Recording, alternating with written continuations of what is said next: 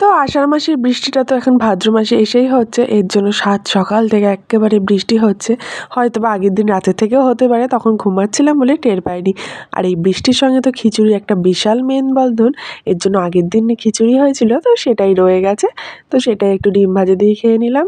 আর এই বৃষ্টি বৃষ্টি ওয়েদারে তাড়াতাড়ি কাজ টাজ ছেড়ে একটু স্নান করে নিলাম। আর এদিকে দেখো আমার মেয়ের অবস্থা, যত রাজ্যের কাগজপত্র আছে সমস্ত কেটে কুটি কুটি করে, আর এদিকে এসে একটু খেলছি। দেখো কই গেল রে, যা খুঁজে পাচ্ছি না। পেয়েছি।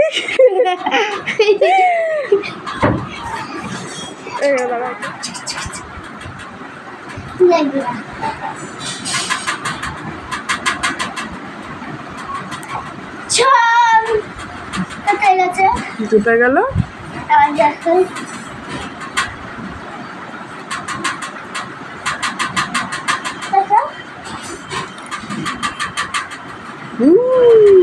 Hello everyone, welcome back my new channel ফুলের পাপড়ি।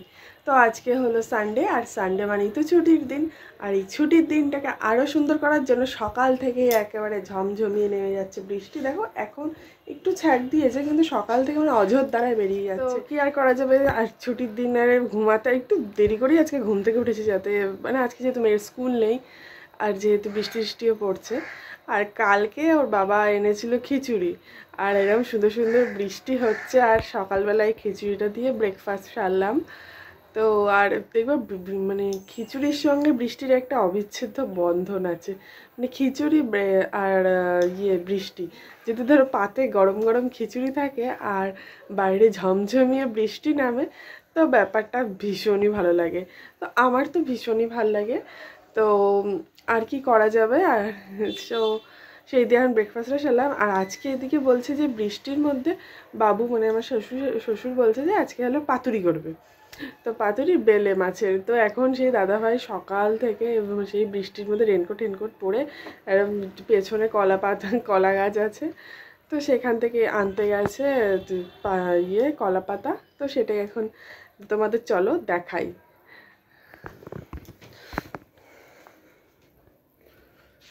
তো এখানে কলা পাতাগুলোকে কেটে পিস পিস করেছে, আর এখানে কলা পাতাগুলো হালকা একটু সেঁকে নিচ্ছে, তাহলে নাকি মুড়ালে সেটা ভেঙে যায় না। তো এই সমস্ত রান্নার সমস্ত কিছু তো শ্বশুরের কাছ থেকে দেখা, আর এই রান্নাটা আমার শ্বশুরমশাই করছে, তোমরা হাত দেখে বুঝতেই পারছো। আর এটা হলো বেলে মাছ, বেলে মাছে পাতুরি হচ্ছে। এখানে সর্ষে বাটাটা করেছি হলো সর্ষে, অল্প একটু পোস্ত, আর একটু সাদা সর্ষে, কাঁচা লঙ্কা, এক চিমটে নুন। আর নুন দিয়ে রাখলে না সর্ষে বাটাটা তিতো হয় না, এর জন্য এখন সমস্ত কিছু। আর সর্ষে বাটাটা না ভীষণ শুকনো শুকনো মানে এটা বাটতে হবে, নইলে সেটা ওই পাতা থেকে বেরিয়ে যাবে আর টেস্টটাই একদম চলে যাবে। আর তার সঙ্গে দিচ্ছে হলো একটা করে কাঁচা লঙ্কা আর অল্প একটু কাঁচা সর্ষে তেল। আর কাঁচা সর্ষে তেলের গন্ধটাতে না সত্যি সর্ষে বাটাগুলো অসাধারণ হয়। তো এর খুব সাবধানে মুড়িয়ে নিচ্ছে। আমি মনে করেছিলাম যে হয়তো একটু সুতো দিয়ে বাঁধবে, কিন্তু না, এটা সুতো দিয়ে বাঁধবে না, এটা আরেকটু অন্যরকম করছে। এটা হলো তেলে দেখো তেলে ছেড়েছে, আর ভীষণ মানে ফটফট ফটফট করে আওয়াজ হচ্ছিল। কত রকমের রান্না হয়, আর আমরা যত দিন যায় তখন একটা একটা করে রান্না আবিষ্কার করি, আর সেই রান্নাটাও খাই। দেখো একে একে রান্না হয়ে গেছে, খেয়ে দিয়ে আসলাম। আর এই পাতুরি অনেক মতবিরোধ আছে। সেটা হলো এই পাতুরি হলো মানে শাশুড়ি বলেছে যে এই পাতুরিটা হলো মানে কলা পাতার মধ্যে সমস্ত কিছু একসঙ্গে, মাছটা আসে বা সর্ষে বাটা সমস্ত কিছু মেখে টেকে তারপর দিতে। আর আজকে এদিকে বাবু রান্না করেছে মানে এক একটা মানে 2-3 পিস মাছ নিয়ে তেল একটু কাঁচা লঙ্কা নুন এই সমস্ত দিয়ে মুড়িয়ে কী বলে তেলে ভেজেছে। তো তোমাদের তো দেখালে আমি। তো এই নিয়ে একটা মতবিরোধ আছে। যাই হোক, খেতে কিন্তু বেশ ভালোই হয়েছে, আমার তো বেশ ভালোই লেগেছে। আর জানি না অনেক কার কী লাগলো। আর আচ্ছা তোমাদের বলো তো বৃষ্টির মধ্যে কি ভালো লাগে খিচুড়ির সাথে? আমার কিন্তু খিচুড়ির সাথে ডিম ভাজা ভালো লাগে। অনেকে আবার ইলিশ মাছটাও ভীষণ ভালো খায়, আমার আবার খিচুড়ির সঙ্গে ইলিশ মাছ ভাজাটা অতটা ভালো লাগে না। আমাদের বাড়িতে আবার খিচুড়ির সঙ্গে আবার বেগুন ভাজা আলু ভাজা ভালো খায়, তো সেটাও আমার অতটা।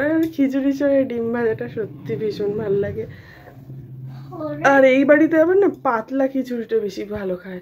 আমাদের ওখানে মানে মধ্যম গ্রামে কি বলে সেটা শক্ত শক্ত যে খিচুড়ি, সেটা বেশি ভালো লাগে। মানে এক একটা খাবারের এক একজনের যেমন স্বাদ, তেমন এক একটা খাবারের মানে এক একটা নিয়ম কত ধরনের। তো যাই হোক, এখন হলো দুপুরবেলা, এখন খাওয়া দাওয়া করে এখন এই আসলাম। আর এদিকে মেয়েটার না ভীষণ একটু কেমন জ্বর জ্বর এসেছে, তো দুবার ওষুধ খাইয়েছি। এবার যেই 6 ঘন্টা হয়ে যাচ্ছে আবার জ্বর আসছে, তো কি করব দেখি, দুদিন দেখি। ওয়েদারটা আজকে ভীষণ খারাপ, তো সেজন্য আর কি। তো এখন দেখি বিকেলবেলা কি হয়, তো সেই হিসেবে তোমাদের আপডেট দেবো। এতে 2-3টে নারকেল ছিল, তো একটা এর জন্য মা ভাঙলো আর দুটো রেখেছে জন্মাষ্টমীর জন্য। এই জন্য একটা নারকেল কুড়িয়ে এখন একটু মুড়ি দিয়ে খাবো। আর মুড়ি চিনি দিয়ে নারকেল কোড়া কার কার ভালো লাগে, আমার তো দারুণ লাগে। এটার একটা আলাদা একটা কম্বিনেশনই আছে। সো আমি পুরি দিয়ে নারকেল খাই। তোমরা প্লিজ চ্যানেলটা সাবস্ক্রাইব করো, আর যদি ভালো লাগে একটু পাশে